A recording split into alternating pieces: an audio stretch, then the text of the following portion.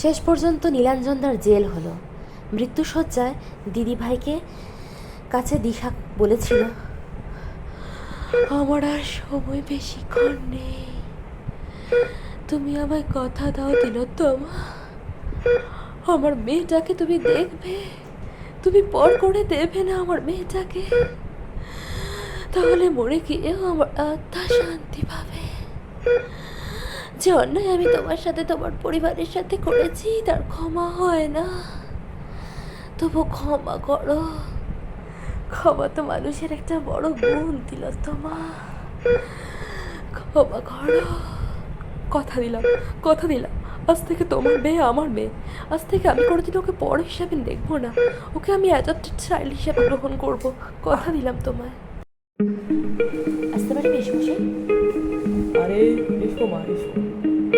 আমি জানি আপনার মনের অবস্থা খারাপ, এই সময় বিরক্ত করাটা অন্যায়, কিন্তু আমি কেবল জানতে চাইছি ওই আংটিটার ব্যাপারে, এবং সেই জন্য আমি বাড়ি সার্চ করতে চাই।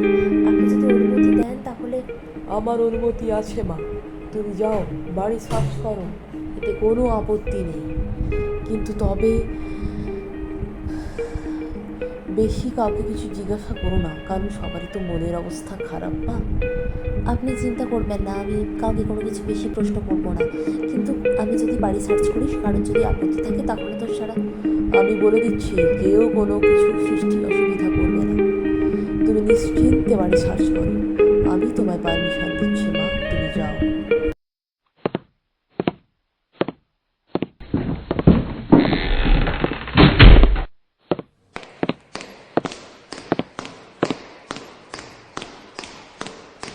সন্ধ্যের থেকে রাত পর্যন্ত গোটা ঘরটা সার্চ করেও কিছু পাওয়া গেল না। সবাইকে অনেক অনেক প্রশ্ন জিজ্ঞাসা করলাম, কিন্তু তাতেও কোনো সুরাহা হলো না। তারপর মেসমশাই আর জেঠু মানে নীলরতন জেঠু, ইনি এ বাড়ির কেয়ারটেকার, প্রায় 25 বছর ধরে কাজে আছেন, এখন অসুস্থ, উনি 3 তলার বাড়িতে থাকেন। ওনারা বললেন যে কাঞ্জিলালের সাথে দেখা করতে। কাঞ্জিলাল প্রায় 7 বছর এই কাজে নিযুক্ত আছেন, উনি ড্রাইভার। ওনাকে পাওয়া যাবে রাত্রেবেলা ব্ল্যাক হর্স নামক একটা বারে। তো আমরা ঠিক করলাম যে ব্ল্যাক হর্সে গিয়ে আমরা কাঞ্জিলাল বাবুর সাথে কথা বলবো আর ওনার স্বভাব চরিত্র সম্বন্ধে জানবো।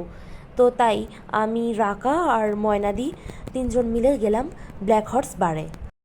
তোমরা হয়তো ভাবছো যে বাড়িতে কাঞ্জিলাল বাবুকে আমরা কথা বলতে পারি, কিন্তু উনি এতটাই ব্যস্ত, ভোর 4টের থেকে প্রায় রাত 8টা পর্যন্ত ডিউটি করেন, তারপর বাড়ি ফিরে যান। বাড়িতে মা আর স্ত্রী ছাড়া কেউ নেই, সামনেই বাড়ি। তারপরে উনি চলে যান ব্ল্যাক হর্সে, সেখানে প্রায় রাত 2-3টে কাটিয়ে আসেন। তাই আমরা বাড়ি গেলাম।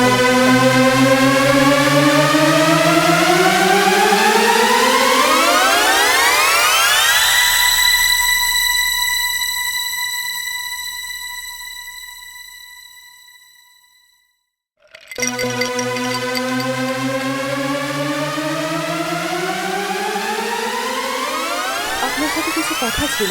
মেসমশাই মানে লঙ্কেশ্বরবাবু আমাদের পাঠিয়েছে, আপনি প্লিজ একটু কথাগুলো শুনুন, তাহলে খুব ভালো হয়।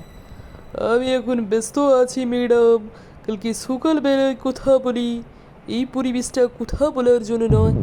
আসলে ওনাদের বাড়িতে একটা নীলকান্ত বলির আংটি হারিয়ে গেছে, খুব এমার্জেন্সি, না হলে আপনাকে ব্যতিব্যস্ত করতাম না আমরা। নীলকান্ত মনির আংটি তোর জন্য আমি কি করতে পারি ম্যাডাম? আমি তো আর আংটি চুরি করিনি। কিন্তু সবাই তো আমি যখন প্রশ্ন করেছি, আমার কর্তব্য আপনাকে প্রশ্ন করা। আচ্ছা, আপনি কি নীলকান্ত মনির ব্যাপারে? আমি কোনো কান্ত টান্ত ব্যাপারে জানি না ম্যাডাম, দয়া করে এখন যান।